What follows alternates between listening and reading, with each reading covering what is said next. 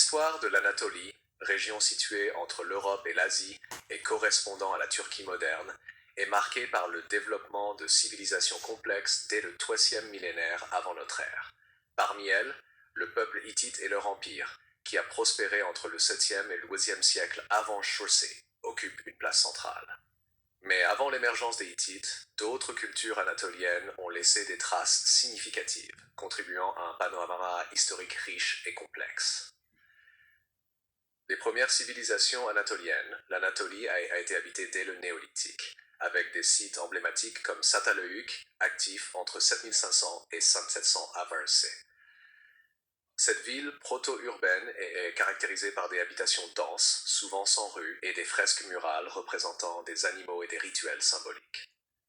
L'architecture et l'organisation sociale témoignent d'une sophistication inattendue pour l'époque, et l'émergence de structures communautaires marque les prémices d'une civilisation plus complexe. Durant l'âge du Bronze ancien, plusieurs peuples anatoliens se sont installés sur le territoire. Les Hatti, qui ne doivent pas être confondus avec les Hittites, ont été parmi les premiers habitants sédentaires de l'Anatolie centrale.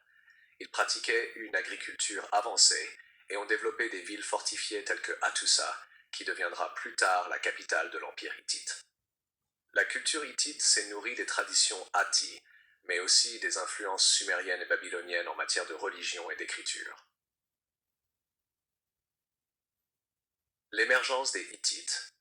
Les Hittites étaient un peuple indo-européen, probablement originaire des steppes de l'Anatolie orientale ou de la région pontique, qui a commencé à s'implanter en Anatolie au XIXe siècle à Vršac. Au départ, leur organisation était tribale, mais au fil des siècles, ils ont progressivement formé un royaume centralisé. Le roi hittite, ou Lugal, exerçait une autorité religieuse et militaire, et son pouvoir était renforcé par un système administratif complexe. L'un des aspects les plus remarquables des Hittites est leur capacité à intégrer des populations et des cultures diverses.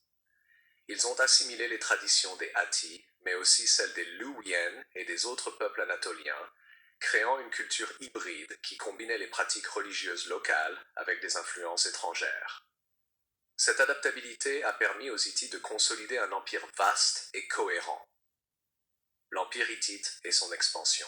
Le point culminant de l'empire hittite se situe au 4e et 3e siècle avant Chaucé, sous les règnes de rois célèbres tels que Suppiluliuma-Yer et Muwatalli II. L'empire s'étendait sur l'Anatolie centrale et orientale, le nord de la Syrie et parfois jusqu'aux côtes méditerranéennes. Les Hittites ont établi des relations diplomatiques et commerciales avec d'autres grandes puissances de l'époque, notamment l'Égypte, Babylone et Assur. La célèbre bataille de Kadesh contre Ramsès II d'Égypte, vers 1264 av.c., illustre l'importance militaire et stratégique de l'empire hittite. Bien que la bataille elle-même ait été indécise, elle a abouti à l'un des premiers traités de paix connus dans l'histoire, signés entre Hittites et Égyptiens.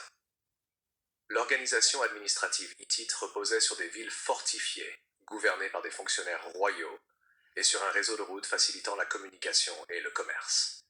Les Hittites ont utilisé une écriture cunéiforme empruntée aux Mésopotamiens pour les documents officiels, les traités et la correspondance diplomatique, et une écriture hiéroglyphique propre à l'Anatolie pour l'inscription monumentale. La richesse de cette documentation permet aujourd'hui de comprendre leur administration, leurs droits et leur religion. La religion hittite et la culture. La religion hittite est polythéiste et fortement influencée par les croyances des Hatti. Elle repose sur un panthéon complexe comprenant des divinités du ciel, de la terre et de la guerre. Le roi jouait un rôle central dans le culte, assumant des fonctions religieuses et garantissant l'ordre cosmique. Les Hittites pratiquaient également des rituels de divination et utilisaient des textes magiques pour protéger l'État et la population. L'art hittite reflète cette religiosité et cette complexité sociale. Les sculptures monumentales, les stèles et les reliefs décoratifs représentent des dieux, des rois et des scènes de bataille. La pierre et le métal étaient les principaux matériaux et l'influence des cultures mésopotamiennes et syriennes est perceptible dans le style et les motifs. Les relations avec les autres civilisations anatoliennes et moyen-orientales. Les Hittites n'ont pas vécu en isolement. leur empire était en interaction constante avec d'autres puissances, comme les Mitanni, les Kassites de Babylone et l'Égypte. Le commerce était florissant, notamment en métaux, en textiles et en chevaux. Les routes commerciales anatoliennes reliaient l'Empire hittite à la Mésopotamie et à la Méditerranée orientale, facilitant l'échange de biens, d'idées et de pratiques religieuses.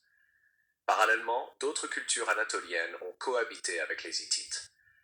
Les Phrygiens, par exemple, ont émergé après la chute hittite au IIe siècle avant J.C., établissant un royaume influent en Anatolie centrale.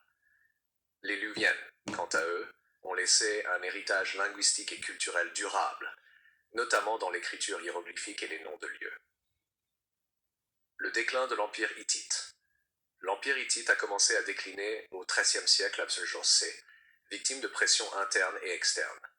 Des crises climatiques, des famines et des invasions de peuples dits de la mer ont affaibli l'État. Les conflits internes, notamment des luttes de succession et des rébellions locales, ont fragilisé l'autorité centrale. Vers 1200 avant J.C., Hattusa a été détruite, marquant la fin de l'Empire hittite classique. Cependant, le legs des Hittites a perduré. Les principautés néo-hittites ont continué d'exister dans le sud-est de l'Anatolie et le nord de la Syrie pendant plusieurs siècles, et leur influence culturelle, artistique et religieuse a façonné les civilisations ultérieures de la région.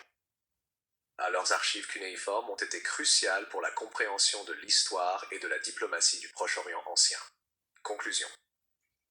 L'Empire hittite et les civilisations anatoliennes forment un chapitre essentiel de l'histoire du Proche-Orient ancien.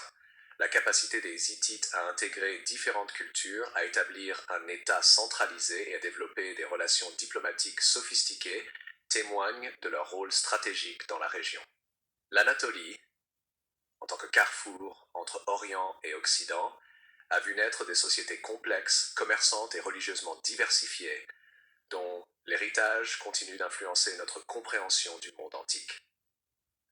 L'étude des Hittites permet également de mieux comprendre l'interconnexion des civilisations, les dynamiques de pouvoir et les échanges culturels dans l'Antiquité.